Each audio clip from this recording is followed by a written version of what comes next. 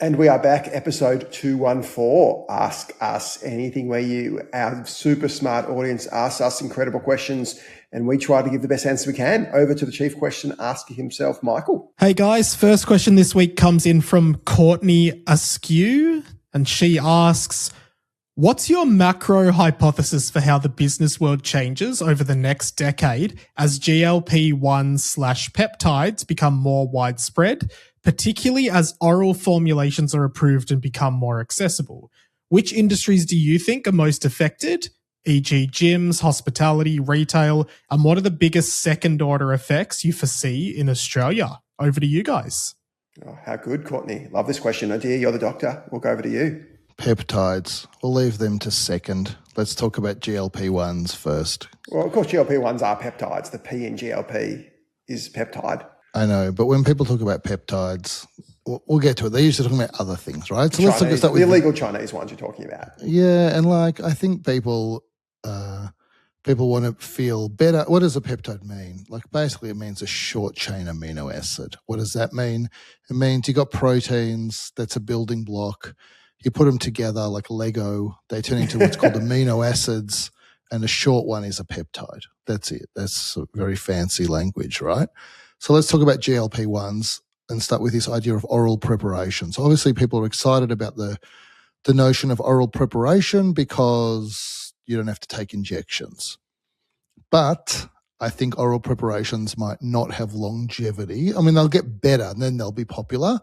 But this first generation has problems. One is they're not as effective. Two is you have to take them every day.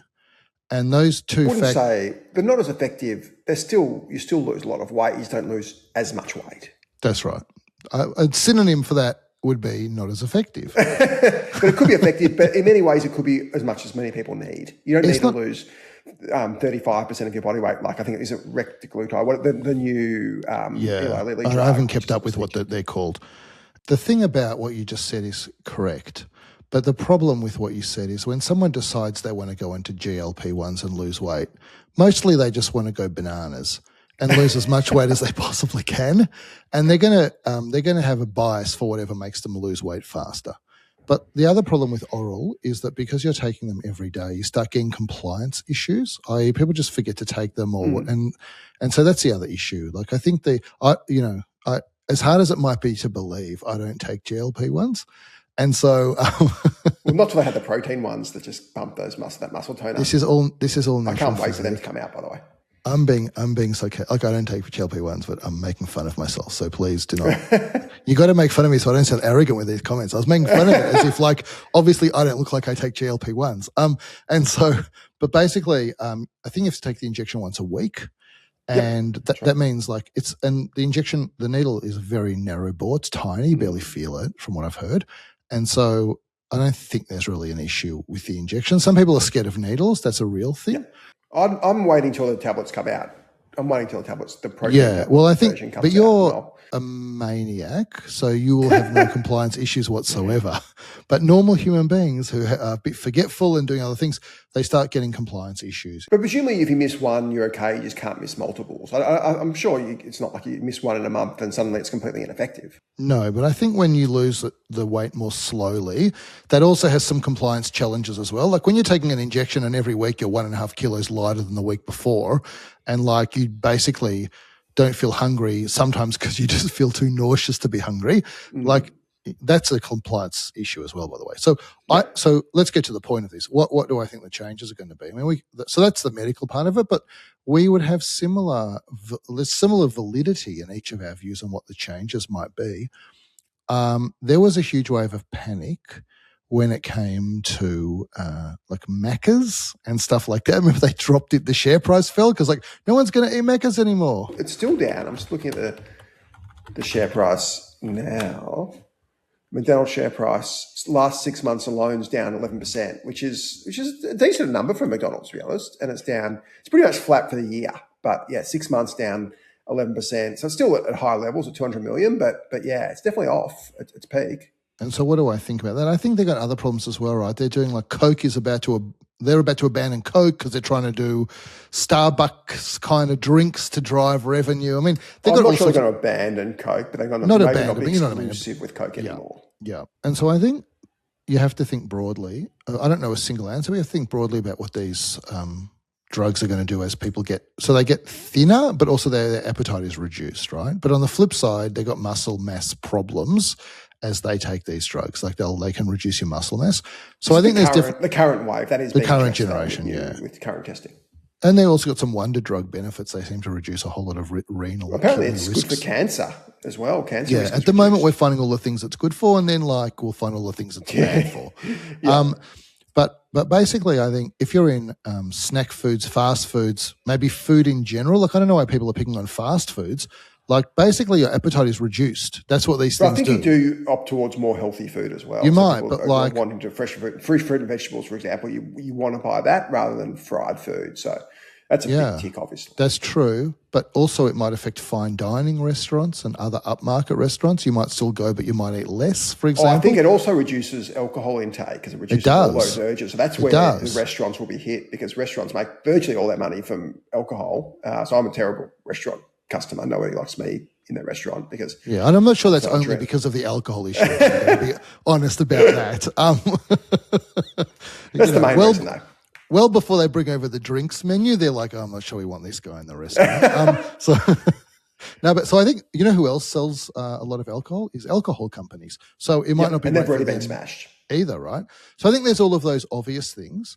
And the question of how much they're affected is how many people go on these drugs. And I think it's hard to know. There was this huge wave, but just to be clear, I don't know how to say this in a politically correct way, but there are still lots of obese people walking around as far as I can see in Australia. I think US obesity, Bloomberg report, I think US obesity is down 40 to in the low 30s, or 35. So yes, it's not a massive change, but obesity has been climbing in the US for 5 decades. So this is a pretty remarkable turnaround over our entire lifetime, people getting fatter, certainly in Western countries like the US and Australia. We've seen a turnaround there. And we've talked about this obviously on the show before, but and Scott Galloway the same. I think GLP-1s are almost the most critical invention of the last 30 years. And I'm putting AI in that category as well. So GLP-1's doing more for people, and Scott Galloway says this, than AI is currently doing for people. Yeah, I agree. And so then what is the second order? Because they're the first order things, like I eat less. Okay, they're easy to work out. Second order is some weird stuff. What about sleep apnea companies like ResMed? I mean, obesity is heavily linked to sleep apnea. Absolutely. What about people that are involved in the treatment and management of diabetes, which obviously Novo Nordisk is a diabetes company. Yeah. And so and heart disease, all of these should be reducing. And so I think, ironically, in some ways, one of the victims of the rise of GLP-1s could be pharmaceutical companies, because far fewer people are going to need all of the drugs to treat heart disease and other diseases. Well, they'll probably die, start dying of other stuff. So I'm not sure people are going to be living forever. They will, but maybe you won't see as many people on drugs for kind of cardiac failure, angina, other things. I was going to say statins, but a lot of that's genetic. So possibly people are still going to love statins, but you'll have a lot of that kind of stuff. And then it's what do you think the upsides are? What can thinner people do more of? Exercise? I'll give you a few examples. Swimwear companies, big winners. Airlines, big winners because you're carrying less weight. It's a significant amount of I like that one. Fat people cost a lot of money to fly. Travel pickleball, like put us. Pickleball on your list. We'll just call it recreational, fitness things. Anybody does. Obviously, athletics brands have had a torrid time. Nike on running, they've all been pretty terrible. But you'd think it's a net positive, certainly in the long term for any kind of athletic gear, but running especially, because once you lose weight, you can start running again. Can I just make a weird point about this as well? Again, we're in dangerous, non-politically correct territory here, but that's when the show resides. Yeah, that's true. If I try my hardest, I can contribute 5% worth of this podcast to being the politically incorrect bucket in this podcast. It's mostly Mike, obviously. So if you buy a size 8 in Nike and you buy a size 16 in Nike, the price is the same. They're not going to charge you more for the bigger item, but the cost of goods is not the same. Now, it's not massively different, but actually more thinner people buying athletic and leisure wear reduces the cost of goods of that athletic and leisure. So that's kind of an interesting little point as well. Yeah. You think maybe a victim is someone like cinemas who make a lot of money from selling unhealthy food as well. So you don't make much money for cinema selling tickets. You make most money selling popcorn and Coke, so that probably doesn't help them. So I think the vice parts of our economy will struggle, and call it the good parts, like healthy food, athletic gear, anything to do with travel. Like, obviously with bias there, but they will benefit. So I think GLP-1s are a massive force for good in society. As you said, there might be stuff that comes out that turns out they're not good, but remember, these have been around. GLP-1s were invented, like effectively the semaglutide was invented in like the late 90s, discovered. It was I forget the lady's name. It was a lady who worked at Novo Nordisk. Who just finished recently. Yeah, and tested for 20 years. So we would have, I suspect, seen some negative side effects other than what we know about, which is pretty minor. I think it's fantastic. They haven't been mass used beforehand. What about if I say there's been pretty extensive trials. I hope you're right, but generally it takes 10 years for the disaster or more for the disasters to come out. But even if there's a couple of disasters and there's millions of people who have extended that life by 10 plus years and even moreover, extended the quality of that life significantly is the big one. I tell you why I'm hesitant to say to advocate for the disaster side of this, because I don't know any, and there might not be any, and I don't want to dissuade people based on, there's these disasters people are talking about. Look, I don't know, but I think it's early to know. What about this as a concept before we talk about the other peptides? Like, what about the idea that it costs money to buy these drugs? They're currently not on PBS, but they'll eventually end up on PBS. Like, they'll be cheap, and then you won't eat all this kind of food, etc. And so, like, because of a reduction in consumption, and so maybe people will have a bit more disposable income to spend on other things as well. It's possible it's actually an economic driver. It's more of a diversion from unhealthy food to other stuff. You can argue that's a net neutral, although it's a net positive if people are spending less on healthcare, which isn't really value adding. So I think that will be the dream. The dream will be, if you wanted to say, what is the best case scenario of something you could kind of say is a great going along and buying something, it is that everyone in healthcare is going to make less money, and that money, and then governments will have more money to reduce taxes, for example, because healthcare is a hell sucker of tax dollars. Yeah. And all of a sudden, like, the whole of society transforms economically because healthcare is not sucking the life out of taxpayers. I think that would be the most dramatically positive outcome. There's so many good things from these drugs, and I actually don't like the fact that there is still a bit of a stigma around people taking them. I think it's reducing every day. Like, there used to be a stigma around online dating, and now there's none. So I think that stigma gets reduced and reduced. But I think that unfortunately still is, person X lost weight, they're on Ozempic or whatever it is. I find that horrendous. I think if somebody loses weight and improves their life, that's an amazing result, and we should be celebrating this. Yeah, I'm trying to think about, so if I took it, would I take it? Definitely. Would I tell people that I took it? I think I'd own it. I think you can go one of two ways, right? You can lie, but like, you can't, like, there's a limit to how thin you can get with. I think the challenge, the only downside is someone that's just sweated it out with diet and exercise. They might feel a bit shaft if you say, you must be taking like a GLP-1. Well, I think you do both. Like, I think you can have a great figure and a great chas with the use of GLP-1s and exercise. I think you've got to do both. I think the notion that GLP-1s do everything isn't right. I think it's that will obviously fix your diet, but you've got to be at the gym every day and running most days. I think that's the combination is what works. I've seen a lot of people look incredible with them. So I think they're an incredible innovation. And I think this is actually a really great question. Thinking through the second order effects. And this is a lot. This has been 2 years, 3 years, 4 years in the process. Hence, these share prices have adjusted already to a degree. But I still think there is some inefficiency in the market. And I think businesses like McDonald's possibly still are overvalued. Just some other stuff to touch on because, it's a broader question. I don't know a lot of the names of these things, by the way, but I know collagen, that's a peptide. I like that one. I put that on my face every day. So hopefully what will happen is everyone will look amazing because like collagen is got some pretty good data behind it on some skin benefits it provides. So if you've been wondering, why does Adir glow so much? It's because you've been using collagen for quite a while. Yeah, that's our friends at Collagen Co, who are friends of the pod. So I'm sure that's where you get your collagen from. Okay. And so I'm going to definitely try it if I don't. And then there's all of these, there's all of this stuff that people use for muscle building, peptides. That's the one that, you see people chunking up on. I don't really want to comment on those because a lot of those are being used kind of off-label for things that like they're not usually supposed to be used for, and I think there might be some safety risks around some of them, so I don't want to go into too much detail with those. Basically, they'll find some safe ones presumably over time that are proven. There have been drugs that you can take to build up your muscles for a very long time. I don't really want to harp on those things, but I will say this, like they're now being used increasingly for injury recovery.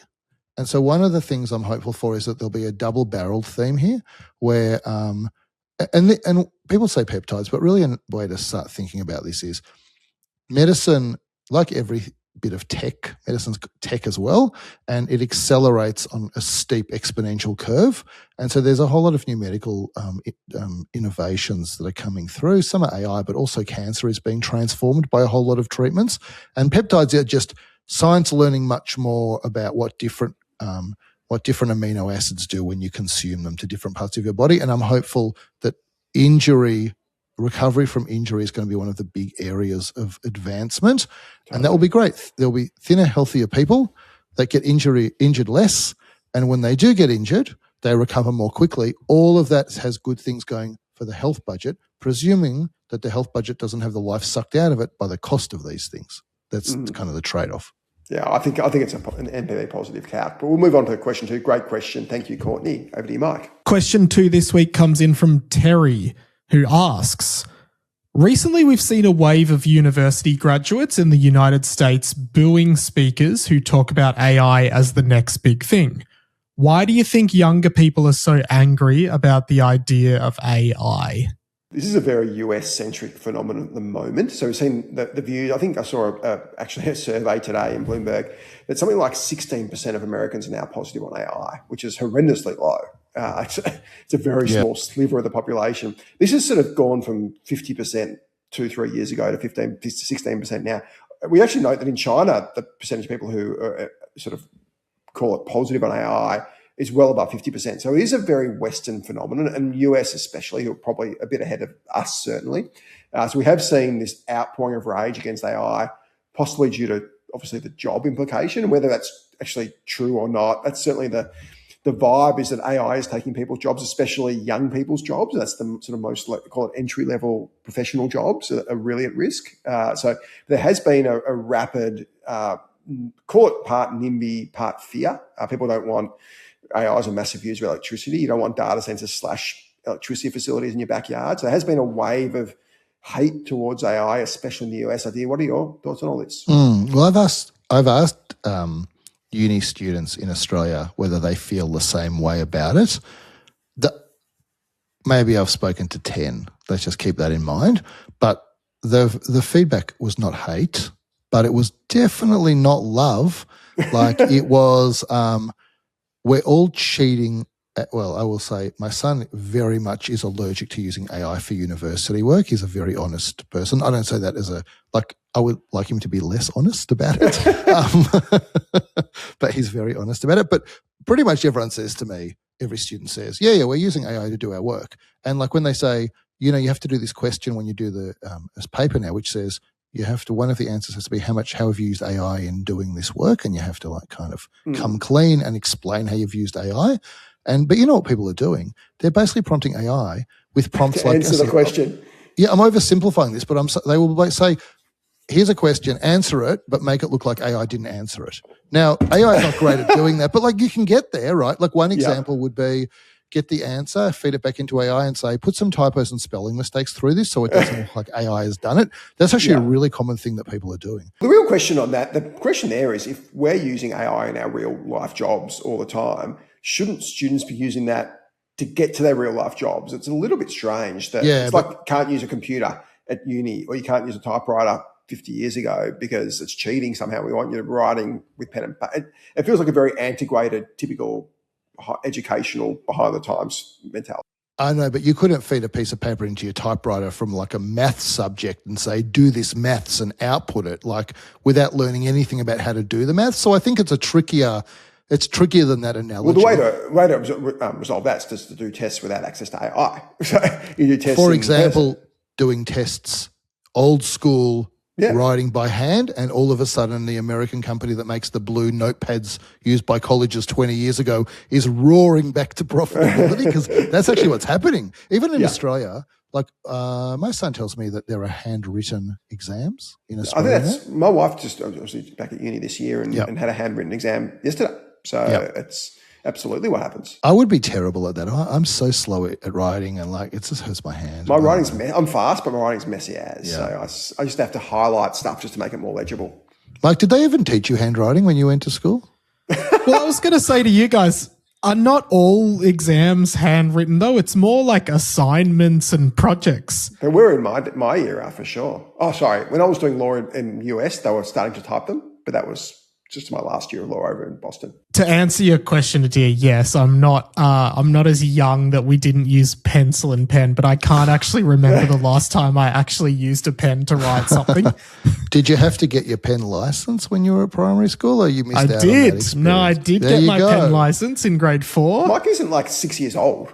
That's like getting a horse and cart license, a pen license. That's how useful Still that a is. thing. I'm pretty sure today. pen license is still a thing. Funny because I find it really frustrating to write with a pen because I can type, like you said, Adir, I can type so much faster than I can handwrite that I just feel like my brain is 10 times further ahead of my hand when I'm writing with a pen. Well, my son recently had this exam where it was open book. You could write notes for yourself, but the notes had to be handwritten, but the exam was typed. He's literally going through a process of typing onto a computer what he had written by hand for his open book exam. It's a bizarre concept. So these, to get back to the question, all these students, they seem to use AI extensively, but begrudgingly and mockingly of the system that allows them to do this and idiotically tries to catch them. Like they've outsmarted the system well and truly. Well, I think that the whole uni process is kind of irrelevant to students' view on AI. I think that the negative view on AI is considered it's corporatized, so there's a small number of companies potentially becoming very rich, whether it's the LLMs, whether it's the GPU producers, whether it's the memory producers. So it's a further. We've talked a lot about the great wealth, sort of intergenerational wealth gap. And I think the feeling is, I don't want to put words in younger people's mouths, but I think the feeling is the benefits of AI will go to a very few people. Yes. I think that's the driver of this. I agree. Especially, and the externalities are felt by all. Well, maybe we could even go a step further and say it's the corrupt capitalist system allowing billionaires who we think are barely human and have no emotion for us to become even bigger billionaires or trillionaires by stripping our jobs away from us and giving them to computers. That's a pretty bad sales pitch to me to give to young people. And I think that is what the sales pitch sounds like today. And they're doing it with things that we can't even begin to understand these things. We don't even know where to start to try and understand what's going on because the words don't even make sense to us. When we say, how is this thing thinking? It says, well, vectors.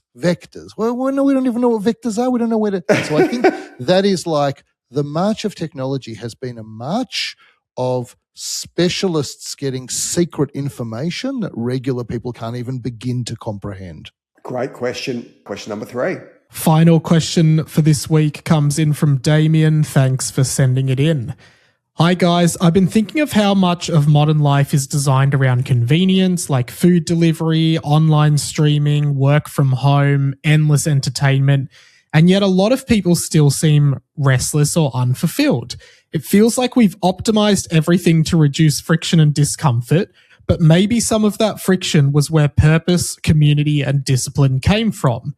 Is modern life now optimized for comfort at the expense of meaning? Bit philosophical, but over to you guys. That's a good question. But yeah, great question. I would just look at this in a slightly different way and say the following. Homo sapiens, to get to where we are today, we've gone through a lot of evolution. We can say hundreds of thousands of years as a Homo sapien and tens of millions of years as a life form to get here. And over time, there have been various characteristics that have been more desirable or more valuable for survival, and those have been amplified. And that's the, walking, standing tall ape that we are. And then you go and drop us into 2026 and completely change a number of the very fundamental elements that we've evolved.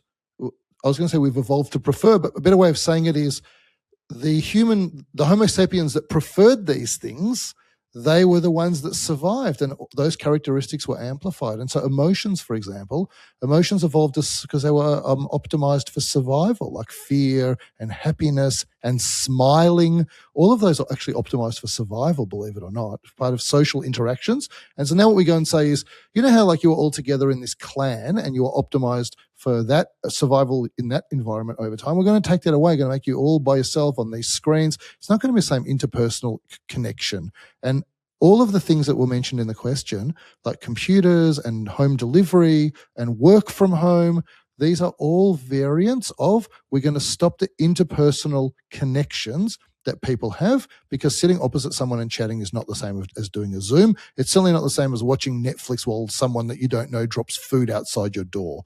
I think so yes, it's purpose, but it's also fundamentally that we're taking an evolved upright ape's brain and feeding it with exactly the kind of stuff it was not evolved to optimize for. And I think that's a lot of the cause of a lack of meaning and fulfillment and sadness. I'll put it another way. Is all this stuff good or bad for all of us? Is being able to stream any media you want, be it sort of audio, visual, be it Spotify, be it Netflix, is that a good thing? I'd argue it's actually not necessarily a great thing. I think you'll use that connection you have around shared media and that you got for that called water cooler effect. So we've seen a small renaissance in broadcast linear TV recently. It's clearly not back to what it was in the 2000s, but it's certainly bounced off the bottom in recent years a little bit. We've seen people returning to in-person experiences. I look on my Instagram feed and there's running clubs everywhere. There's in Bondi Beach at 6 a.m. There's people rejecting dating apps for in-person experiences. This is stuff that we obviously had growing up, that they call it this, probably Gen Z, really the generation and they were impacted by COVID a lot, who didn't get that. So it feels like people are rebelling from this kind of digital infraction on their lives and saying, I don't want all this stuff. It's not better for me. I don't want to be on my phone 8 hours a day. I don't want to be on social media. I want to be catching up with people. I don't want to be constantly looking at online videos and media and whatever hell it is. I want to experience stuff. So I think we've seen, especially the younger generation, starting to rebel against this movement for, call it, ultra convenience in favor of in-person experience. Well, yes, I'm very aligned with that. And I'll talk about the dating apps for 1 second. So sex, that sells, and there's a reason it sells. It's because evolutionarily, people that were very enthusiastic about sex certainly had a better chance of passing on their DNA and their genes to subsequent generations, which is the basis of survival of the fittest. And so that is why you can put, for men, I don't know how to say this politically, basically you can put naked women on posters, and you have to literally pass laws to stop people doing that for advertising, because if you did that, like, everyone would just buy what they were selling, because that's what we've evolutionarily optimized for. But the thing is, people misunderstand that.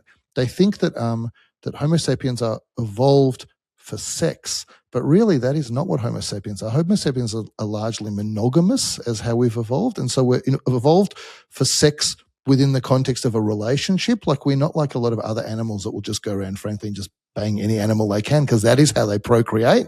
And so the relationship part of it and the emotion is really important, because that's key for child rearing. But I don't think it's technical, but it's because as our brains got bigger and bigger, babies had to get born before they were fully cooked, and that is why they can't, because the heads get too big to come out of the birth canal otherwise if they wait the whole time. And that's why horses can stand up very quickly after they're born, and kids take a year to take a step. It's because we get undercooked. And so the relationship is very important at creating a safe environment to be able to rear and nurture kids so they make it to adulthood. And one of the problems, and I look at this very scientifically, the problem with these dating apps is it optimizes for sex and de-optimizes for relationships. And actually, the long-term positive neurotransmitters that are released in your brain come from the emotion and the relationship side. The short-term burst of neurotransmitters is from the sex side.